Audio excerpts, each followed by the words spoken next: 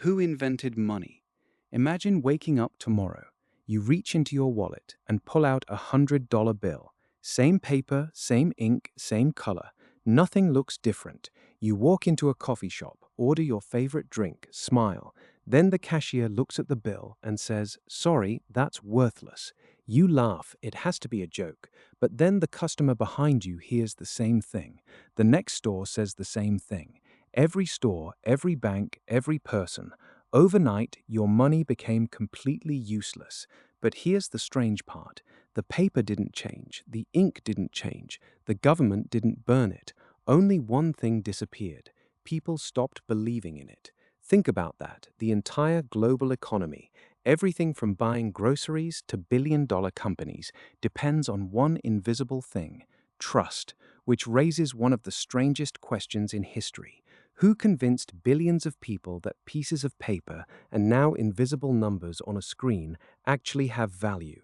Was it a king, a government, a genius? Surprisingly, none of them, because money wasn't invented in a single moment. It evolved over thousands of years as humanity desperately searched for a solution to one impossible problem, and that problem almost stopped civilization from growing. Imagine you're living 10,000 years ago. You're a farmer. You have enough wheat to feed an entire village. Across the river lives a man with chickens. Perfect. You need chickens. He should need wheat. Except he doesn't. He already has plenty. What he really wants is shoes. Now you have another problem. You need to find a shoemaker who needs wheat before your harvest rots. After hours of searching, you finally find one. But he doesn't want wheat either. He wants meat. Now you need a butcher. The butcher wants pottery. The potter wants wood. Before long, buying one chicken requires convincing 5 different people to trade with each other. Not because anyone is greedy, because nobody wants the same thing at the same time. Economists call this the double coincidence of wants. It sounds complicated, but it's actually simple. For trade to happen, both people must want exactly what the other person has, at exactly the same moment. That almost never happened. Civilization wasn't running out of food or tools or resources. It was running out of efficient trade. Without a better system, cities couldn't grow, markets couldn't expand, specialization couldn't exist. Human civilization had reached a dead end until someone had a crazy idea. What if, instead of exchanging useful things, we exchanged something that everyone simply agreed had value? That idea sounds obvious today. Back then, it changed history forever. The amazing part is, different civilizations reached exactly the same conclusion, without ever meeting each other. In Africa, beautiful cowrie shells became money. In ancient Rome, salt was so valuable that it became a standard form of payment for many transactions. In fact, the English word salary comes from the Latin word salarium, although historians still debate exactly how closely it was tied to payments in salt. On the island of Yap in the Pacific Ocean, people used giant stone wheels as money. Some were taller than a human, some weighed more than 4 tons. Here's the unbelievable part. Nobody moved them. Imagine buying a house without carrying your money. Ownership changed. The stone stayed exactly where it was. Everyone simply agreed who owned it. Does that sound strange? Actually, that's exactly how your bank account works today. The numbers move, the money doesn't. In Central America, the Aztecs used cocoa beans as money. A turkey could cost hundreds of beans. Counterfeiters even hollowed out cocoa shells, filled them with dirt, and sealed them shut. One of history's earliest examples of fake money. Different continents, different cultures, different objects, yet every civilization discovered the same secret. Money wasn't valuable because of what it was made of. It was valuable because people believed it was. The greatest invention in history wasn't gold, it wasn't paper, it was the human ability to agree on value, and that idea would soon create something even more powerful. For thousands of years, humanity experimented with hundreds of different forms of money, but eventually, one material stood above all the rest: gold. Not because kings loved it, not because it was shiny, because nature had accidentally designed it to be almost perfect for money. It didn't rust, it didn't rot, fire couldn't destroy it. It could be melted, divided, and shaped into almost anything. Most importantly, there wasn't too much of it. If everyone could dig gold out of their backyard, it wouldn't be valuable. Scarcity gave gold its power. Empires collapsed. Kings were overthrown. Entire civilizations disappeared. Yet gold remained valuable. For thousands of years, gold became humanity's universal language of wealth. But even gold had one enormous weakness. Imagine you're a merchant. You've spent years building your business. Now you're about to buy silk from China, spices from India, or wine from Egypt. The payment? Thousands of dollars worth of gold. Sounds simple until you remember. You have to carry it across deserts, across mountains, across oceans, past pirates, bandits, and thieves who would kill for a single bag of coins. The heavier your fortune became, the slower you traveled, and the slower you traveled, the easier you were to rob. Gold solved the problem of trust, but it created a new problem: transportation. Humanity needed another breakthrough, and it arrived in one of the most unexpected places: ancient Lydia. Located in what is now modern-day Turkey, around the 7th century BC, someone had a brilliant idea. Instead of weighing pieces of gold every single time, why not stamp them? The king guaranteed their weight, their purity, and their value. Those tiny metal discs became the world's first widely recognized coins. Suddenly, trade became dramatically faster. You no longer had to trust every merchant. You trusted the coin itself. One small invention completely transformed commerce. Markets exploded. Trade routes expanded. Cities became richer. Civilizations became larger. But humanity still wasn't finished improving money, because even coins had limits. Imagine trying to buy an entire ship using nothing but gold coins. You'd need sacks, maybe even wagons, just to carry the payment. So merchants invented something even stranger. Instead of carrying gold everywhere, they left it with trusted goldsmiths. The goldsmith locked it safely inside a vault. In return, he handed them a receipt, a simple piece of paper that said, "This person owns this much gold." At first, the receipt was worthless by itself.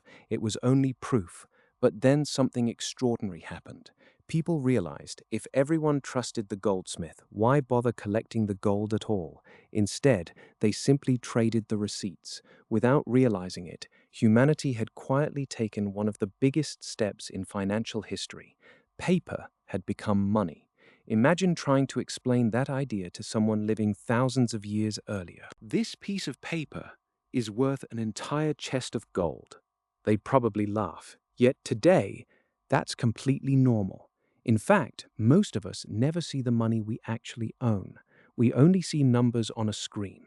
Long before Europe accepted paper money, China had already discovered its potential.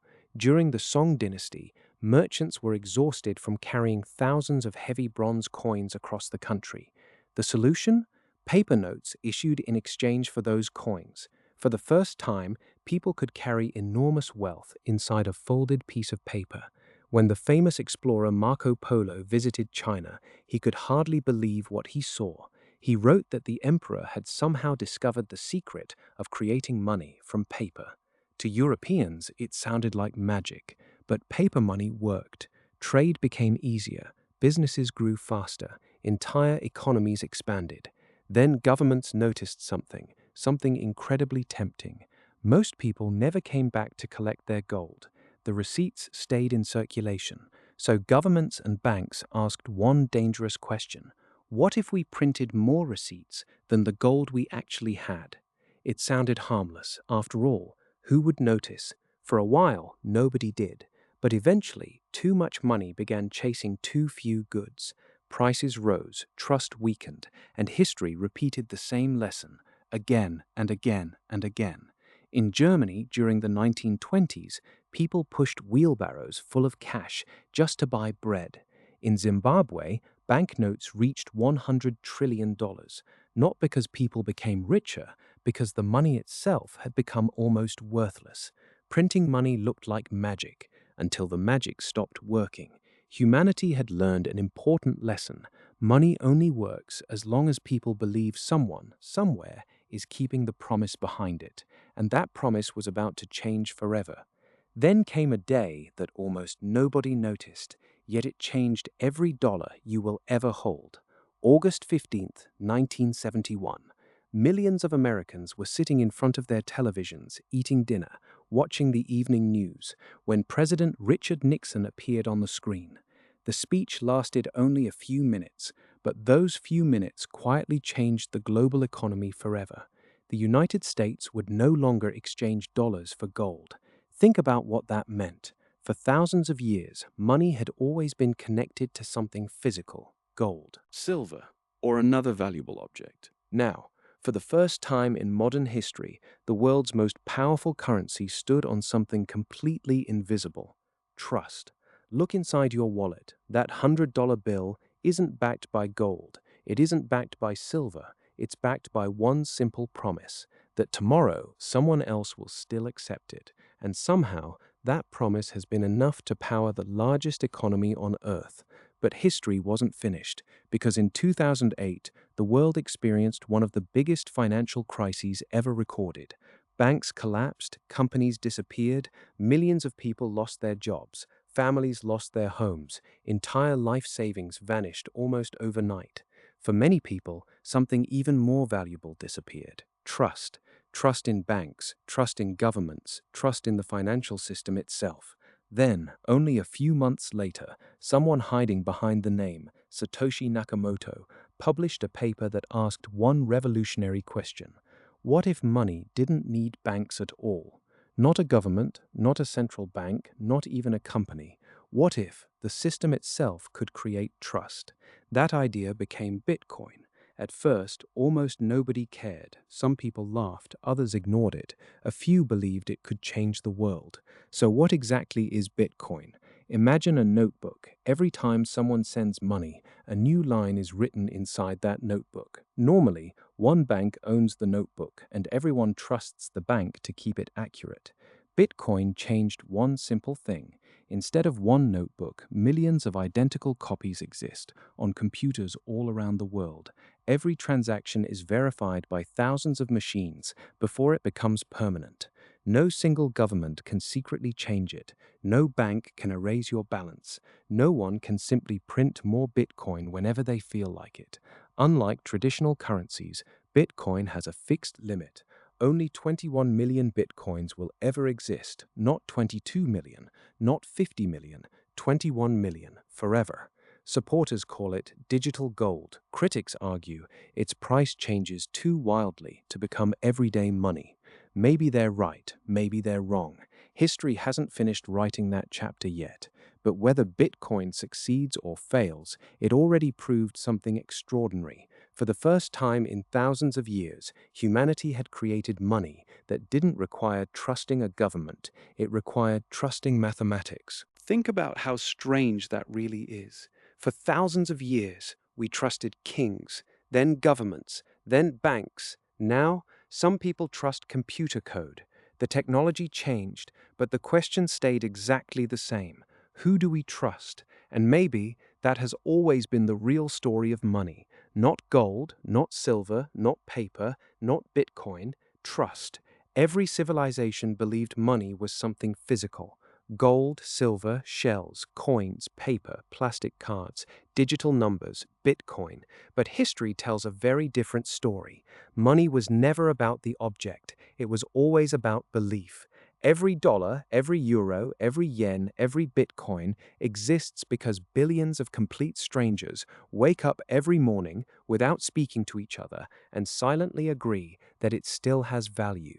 That invisible agreement buys food, builds cities, pays salaries, launches rockets, funds scientific discoveries, creates billionaires, starts wars, ends empires, and shapes almost every part of modern civilization.